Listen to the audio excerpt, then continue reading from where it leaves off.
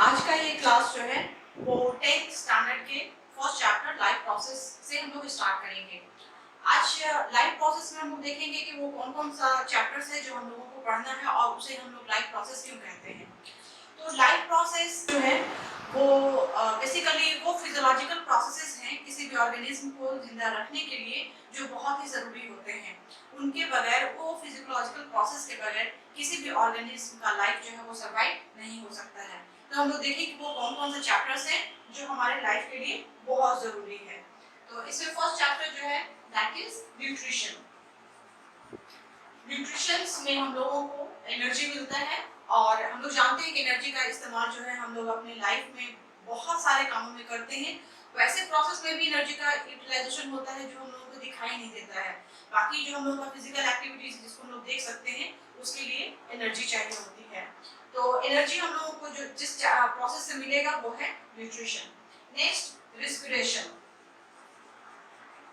या फिर हम लोग ये कह लें कि ये रिस्पिरेशन और न्यूट्रिशन दोनों को मिलाकर जो है हम लोगों का एनर्जी लेना और उसका यूटिलाइजेशन करना, ये दोनों जो है हम लोग न्यूट्रिशन और रिस्पिरेशन से करते हैं। Next transportation.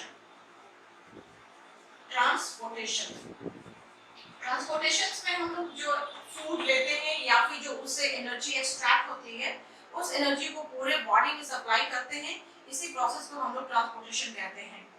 Next, excretion. Excretion is basically elimination of the unwanted food which becomes poisonous for the body. That is the excretion.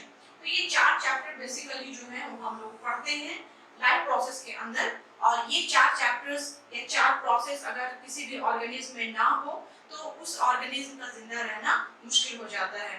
तो इसलिए इसे हम लोग कहते हैं ये लाइफ प्रोसेस है, क्योंकि लाइफ को रन करने के लिए इनका होना जरूरी है। तो आज इस लाइफ प्रोसेस में हम लोग फर्स्ट देखेंगे न्यूट्रिशन। एक बात यहाँ पे और हम लोग ध्यान देंगे कि हम लोग यहाँ पर ऑर्गेनिज्म लिविंग बीइंग्स के लिए जो पढ़ रहे हैं फिजियोलॉजिकल प्रोसेसेस वो प्लांट्स और एनिमल्स दोनों के लिए अलग अलग होगा, और हम लोग दोनों में देखेंगे कि प्लांट्स में कैसे ये सारे फिजियोलॉजिकल प्रोसेस होते हैं और एनिमल में कैसे होते हैं। So let's start with the nutrition. Nutrition को समझने के लिए ऐसे न्यूट्रिशन टर्म्स हम लोगों के लाइफ में कई बार आता है, तो इसको समझने के लिए कि न्यूट्रिशन है क्या, अगर बहुत ही सिंपल लैंग्वेज में हम समझें तो हम कह सकते हैं कि the intake of food is called nutrition. Very simple, बहुत ही सिंपल में अगर देखें तो कि आपने फूड लिया दैट इज द न्यूट्रिशन। लेकिन उसके अंदर भी बहुत सारे स्टेप्स होते हैं कि न्यूट्रिशन सिर्फ एक प्रोसेस में वो कंप्लीट नहीं होता, एक स्टेप्स में वो कंप्लीट नहीं होता। न्यूट्रिशन को कंप्लीट करने में कुछ स्टेप्स लगते हैं। तो सबसे पहले हम लोग न्यूट्रिशन को डिफाइन कैसे करेंगे। So this is the very simple process जो हर लिविंग बीइंग्स हर लिविंग ऑर्गेनिज्म जो है वो लोअर एनिमल हो, लोअर प्लांट हो या हायर एनिमल या हायर प्लांट्स हो, वो सब में होता है।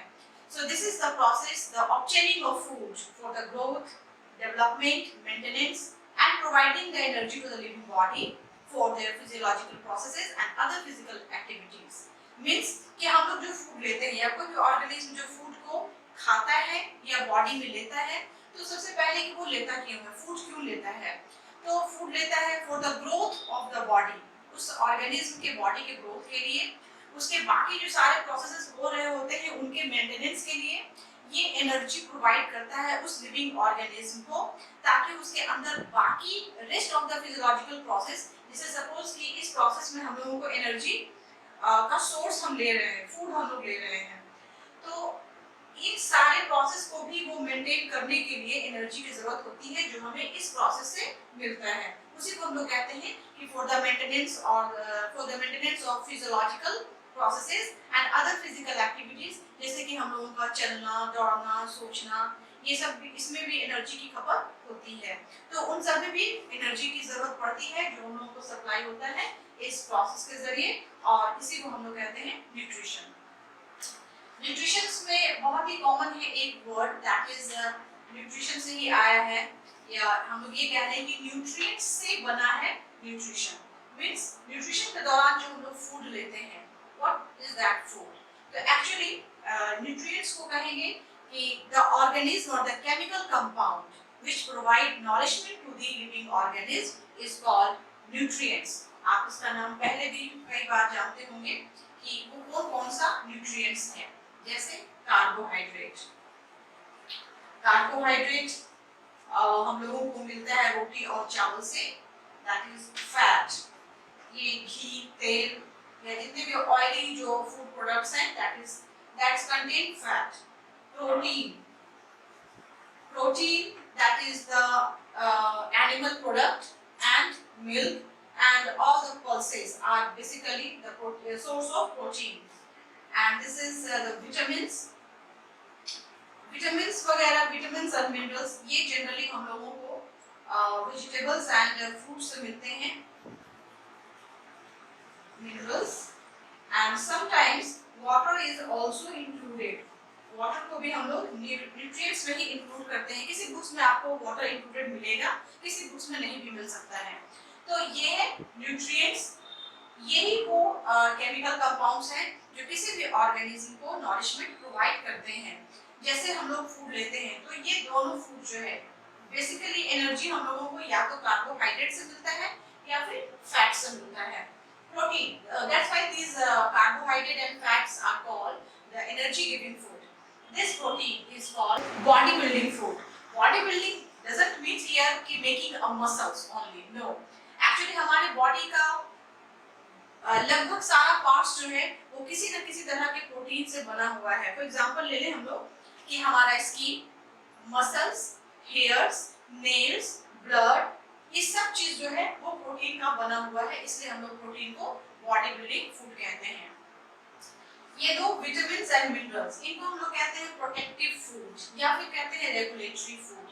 मींस कि हमारे बॉडी में हमारे बॉडी को सिस्टम्स को चलाने के लिए हमारे बॉडी में हार्मोन्स का एक बहुत इंपॉर्टेंट रोल होता है, और उस हार्मोन्स को कंट्रोल करने के लिए ये इन दोनों का जो वहाँ पे बहुत बड़ा रोल है। किसी भी बॉडी में किसी भी हार्मोन्स अगर वो इम्बैलेंस हो जाता है तो हमारे बॉडी का फंक्शनिंग जो है, आउटकम जो है वो भी चेंज हो जाता है। Water, we know that this water is the universal solvent, means ये एक ऐसा solvent है जिसमें लगभग जो भी water soluble, जो कि all soluble नहीं है, वो सब water जो है वो अपने आप ही घुला सकता है। और यहाँ पर चूंकि इसका ये क्वालिटी जो है कि चूंकि ये solvent एक बहुत अच्छा solvent है, ये हमारे बॉडी को इलेक्ट्रोलाइट प्रोवाइड करता है और बेसिकली हमारे लाइफ को सस्टेन करने के लिए या लाइफ को चलाने के लिए एक मीडियम प्रोवाइड करने के लिए this is very important. So these are the nutrients. एक और टर्म आता है, इसके बाद हम लोग कहेंगे कि न्यूट्रिएंट्स के बाद हम लोग कई बार नाम लेंगे, अभी जैसे जैसे चैप्टर आगे बढ़ेगा कई बार हम लोग कहेंगे food food food.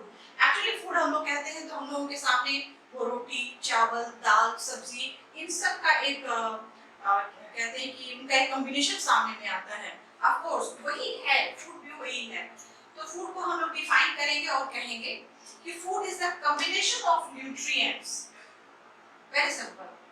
Food is the combination of nutrients. जैसे अभी हमने कहा कि जब आप फूड कहते हैं तो आपके सामने एक प्लेट या हम लोगों के डेली डाइट में क्या होता है, एक प्लेट में चावल होता है, दाल होता है, सब्जी होता है। आप उसमें माइंड करो, चावल और रोटी वो कार्बोहाइड्रेट का सोर्स है।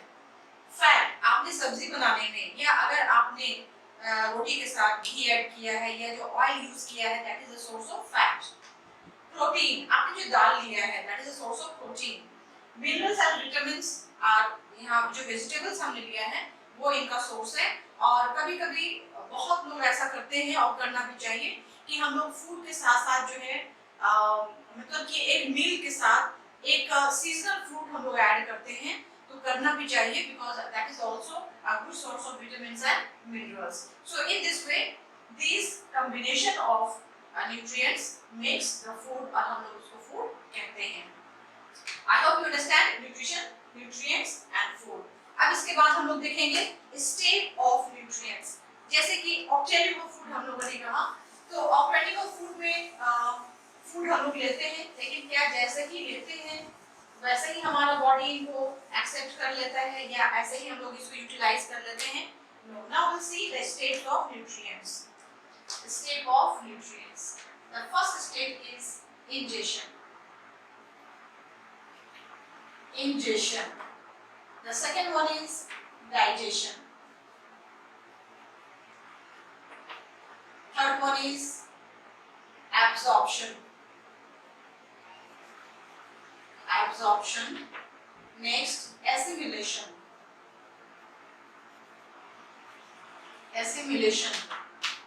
and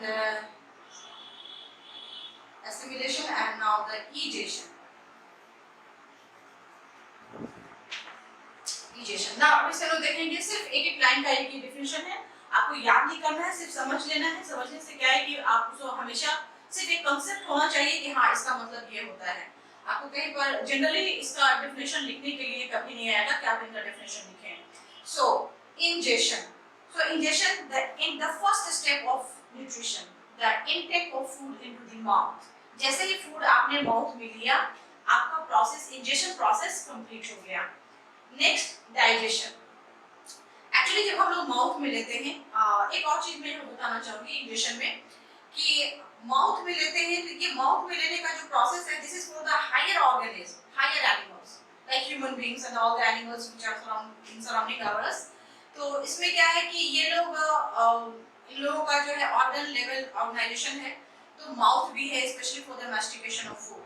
लेकिन जो लोअर ऑर्गेनिज्म है, lower means may be unicellular like amoeba, उनके पास कोई माउथ नहीं है, बट स्टिल वो फूड को अपने बॉडी के अंदर लेते हैं। तो वो जैसे ही अपने बॉडी के अंदर वो ले लिए, उनका भी इंजेशन प्रोसेस कंप्लीट हो जाता है वहां पर।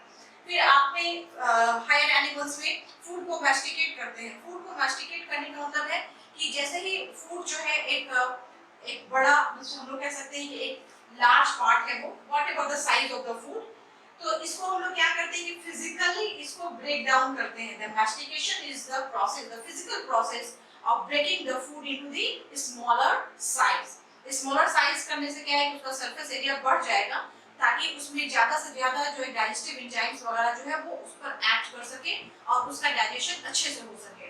तो इसलिए हम लोग माउथ में लेते हैं, इसको मैस्टिकेट करते हैं। नेक्स्ट कि उसको हम लोग अपने बॉडी स्टोमक में पास करते हैं। Now digestion. मैंने यहाँ पे मैस्टिकेशन को इसलिए डिफाइन किया या आपको जोर दिया ताकि आप डाइजेशन और मैस्टिकेशन में फर्क आप समझ लो। डाइजेशन में क्या होता है? Digestion is also the break down of food. तो आप हम लोग कहेंगे कि यहाँ मैस्टिकेशन में भी हमने फूड का ब्रेक डाउन किया, तो एक्चुअली यहाँ पर फिजिकल ब्रेक डाउन हुआ। जो बिग या लार्ज साइज था फूड का, उसको स्मॉल साइज में कन्वर्ट किया।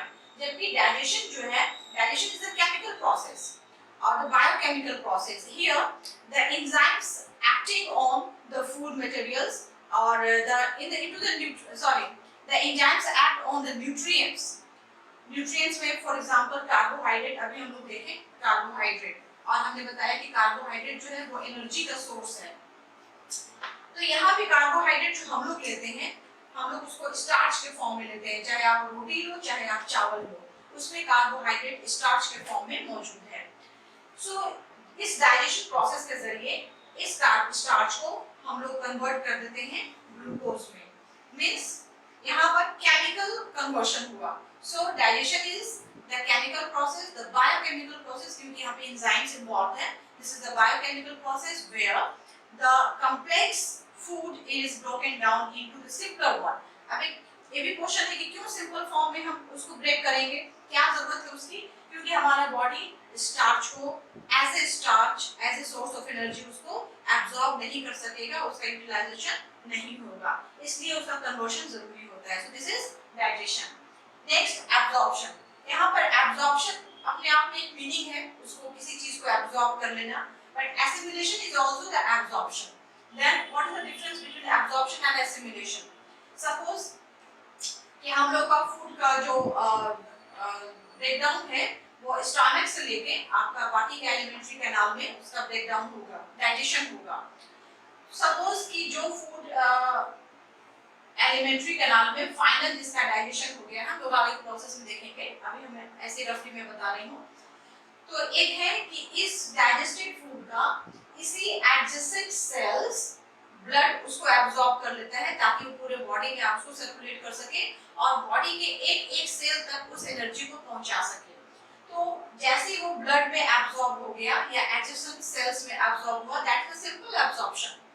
But now that digested food is circulating or transporting throughout the bodies, sending or transferring to the each and every cells for their utilization, that is the assimilation.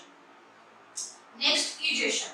जो food का digestion digestion नहीं होता है, जो बचा हुआ है, जो अनवांटेड है, that becomes poisonous if we store that unwanted or undigested food for the long time. So उस unwanted और undigested foods को body से निकालना बहुत जरूरी होता है. So that is the egestion, means elimination of undigested food from the body is called egestion. Now I hope you understand the 5 steps of nutrition.